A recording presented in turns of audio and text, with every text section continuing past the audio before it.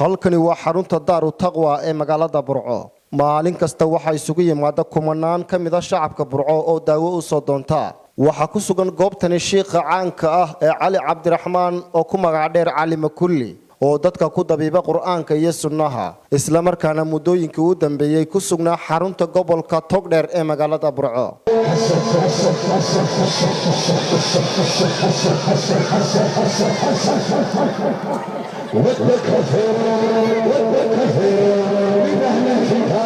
boqolaal qof ayaa saacad kastaba laga shidaa sixir iyo waxyaabo la mid ah iyadoona qaarkood uu sheekhu raaco goobta lagu sixray masaakiintaasi oo laga soo furfuro halkaasi sixirka fursaarka furmeesha ku sameeyeen kani muxuu yahay horta sida guriga hooyadad baa laga soo qod madaxa laga gubo waa maxaad furkan maxaa ku jira kan tartiib hada toori wariya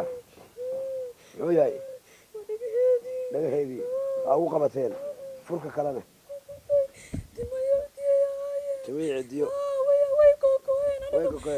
وإلى أنا وحبة هلي بوح وقبتي إنا تعب كان يقرن بوح وقبتي وأنا وح وقبتي Sheekh Cali Makulli oo dadka ku dabiiba Qur'aanka iyo Sunnaha waxa uu duceeyay dhammaan shacabka Burco gaar ahaan inta sixirka la ildaran waxa uu sheekhu sheegay muddada kooban ee uu sii joogi doono gobolka iyo goobta uu ku wajahan yahay sheekhu ama gobolka uu tagi doono marka uu dhameeyo shaqada ka socota magaalada Burco. Waxa Ilaahay ka rajeenaya inta noo timid inuu Ilaahay dhamaantood caafimaad taam wada siiyo inta sixirka la ildaran Ilaahay sixir ka dulqaado inta isha la ildaran isha Ilaahay inuu ka dulqaado inta jinka dhibaataynaya dureynayana Ilaahay casiiska waxaan u weydiinaynaa inuu Ilaahay ka dulqaado sida la socota walaalayaal wayahan baalkaas aan ku sugneen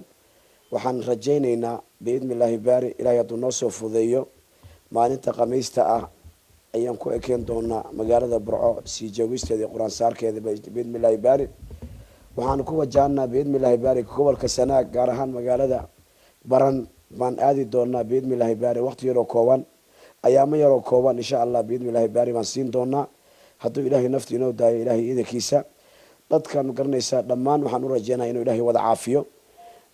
gaar ahaan magaalada Burco dadka la ildaran sicirka la ildaran Ilaahay waxaan casiiskan u weydiinayaa